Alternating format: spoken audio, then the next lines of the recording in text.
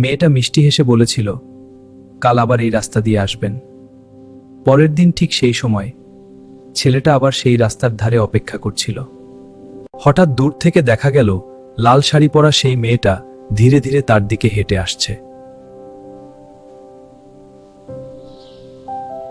ছেলেটা হালকা হাসল আর বলল, আমি জানতাম আপনি আসবেন।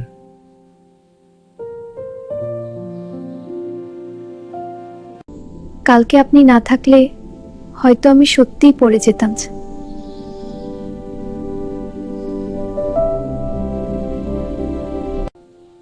তাহলে আজ থেকে আমি প্রতিদিন এখানে থাকব, শুধু আপনাকে দেখার জন্য।